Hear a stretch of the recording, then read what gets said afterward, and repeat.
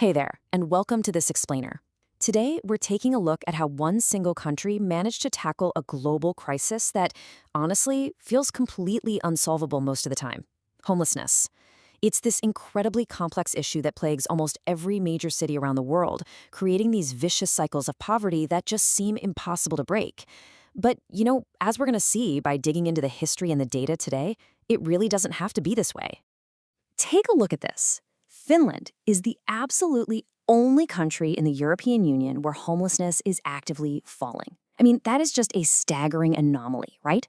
While the rest of the world is watching their numbers surge because of rising living costs and major housing shortages, Finland is somehow moving in the exact opposite direction.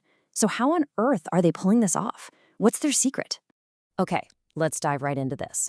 We're going to break down Finland's success into 4 key steps today. First up, we'll look at a radical paradigm shift in their policy. Second, the physical eradication of night shelters. Third, the immense power of collaboration. And finally, we'll look at the actual dollars and cents, the cost of ending homelessness. All right, starting off with Section 1, a radical paradigm shift, changing the model. This right here is where everything begins. It's the core intellectual pivot that completely revolutionized Finland's approach to housing. For decades, Finland, and honestly most of the world, relied on what's known as the staircase model. The basic idea was that people experiencing homelessness had to somehow solve their personal problems first, like, substance abuse or mental health issues, just to earn a permanent home. You kind of had to climb these temporary steps, from the streets to shelters to transitional housing, basically as a reward for getting your life on track. But in 2008, Finland realized, well, this just isn't working. It was keeping people totally trapped. So they just flipped the script to housing first. They made stable housing completely unconditional.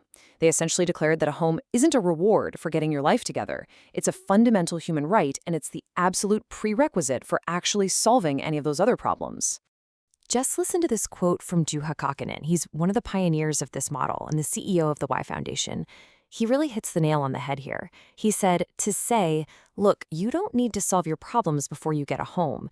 Instead, he argues that a home should be the secure foundation that makes it easier to solve those problems. By totally reversing the old assumptions we have about addiction, mental health, and housing, they realized something pretty profound. You really can't expect someone to get sober or find a steady job when they literally don't even know where they're going to sleep that night. Moving right along to Section 2, eradicating the night shelters, physical transformation. Now, changing your philosophy on paper is one thing, right? But completely overhauling the physical infrastructure of an entire country, that's a whole different ballgame. Just look at the stark reality of this 1928 Salvation Army shelter. Look at how tightly those beds are lined up together. For a very long time, this was basically the standard global response to homelessness, cramming dozens of people into large, communal dorms just to keep them from freezing on the streets. And sure, it kept people alive, but it offered zero privacy, zero dignity, and honestly, it didn't help people transition out of homelessness at all. If anything, it just institutionalized them. So Finland systematically started dismantling that old system. Check out this timeline. In 2008, the government launched the Paavo I policy to aggressively tackle long-term homelessness. By 2012, massive, sweeping changes were happening. Famous old shelters, like the huge Alpikatu shelter in Helsinki, were literally gutted and completely converted. Fast forward to 2015, and rough sleeping, meaning people actually sleeping outdoors, was practically eradicated in Helsinki. And keep in mind, we are talking about a city where winter temperatures can easily plunge to minus 20 degrees Celsius. No joke. Now, looking ahead, the government's ultimate goal is the total eradication of all homelessness nationwide by 2027. This whole physical transformation was actually heavily inspired by a pivotal 2007 report, beautifully titled Nimi Ovessa, which translates to Your Name on the Door. And really, that concept is everything. It meant taking those grim, packed night shelters and transforming them into permanent, supported, independent apartments. Every single individual gets their own lease, their own key, and their own private door. They pay rent, often using standard housing benefits, and they receive on-site support if they need it. The key shift here? They become tenants, not inmates.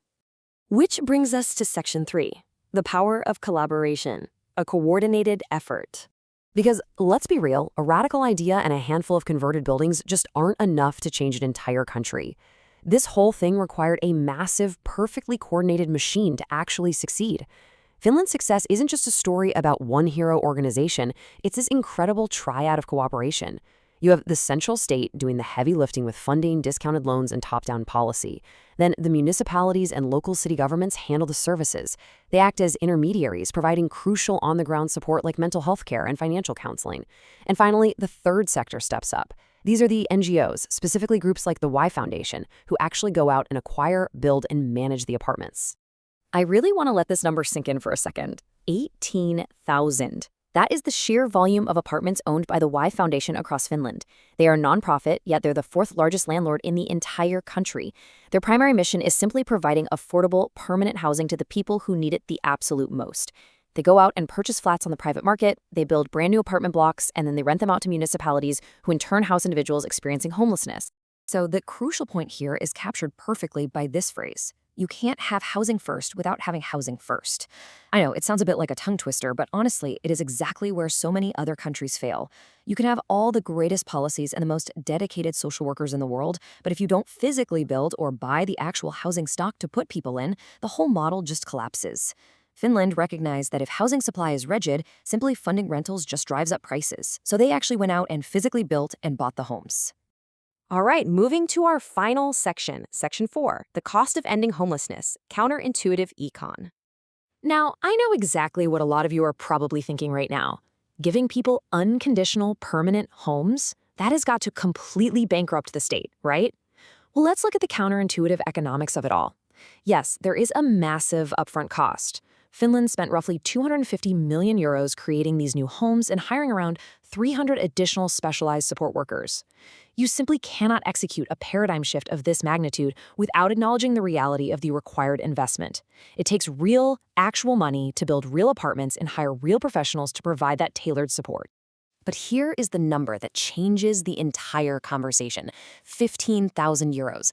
That is the estimated amount of money the Finnish government saves annually, per person, when they move a long-term homeless individual off the streets and into supported housing. Why? Well, because people living on the streets are unfortunately a massive drain on a city's most expensive emergency services. They frequently have to use emergency rooms, they interact constantly with the police, and they often end up in the justice system. But when you give someone a safe home, those emergency costs just vanish. Over time, this policy literally pays for itself. And the long-term human and statistical payoff is just undeniable. If you look at this data, between the launch of the policy in 2008 and 2022, long-term homelessness in Finland decreased by a staggering 68%. That is not just some statistical anomaly, that's a direct, sustained result of integrating housing with social assistance and just flat out refusing to let people fall through the cracks. They decided to treat the root cause and not just slap a Band-Aid on the symptoms. But, we always have to remember that behind every single chart and data point is a real human life. Just look at this quote from a tenant named Inejma, who moved into one of those newly converted housing units in Helsinki. He said, "I own nothing, but now I have my place, it's mine, I can build." Wow, that is the absolute essence of housing first. It restores human dignity. It gives people living on the extreme margins the safe, secure foundation they desperately need to rebuild their trust, their health, and ultimately, their futures. So that leaves us with one really big question. If providing unconditional homes is definitively proven to save both money and lives, why isn't the rest of the world doing it? To replicate this, it requires a fundamental shift in how we view housing. We have to stop seeing it as a conditional reward for good behavior and start treating it as a basic human right. I'd really challenge you to look at how your own community tackles this issue, but maybe through this new lens. Thank you so much for joining me for this explainer, and I really hope this gave you a completely new perspective on what is actually possible.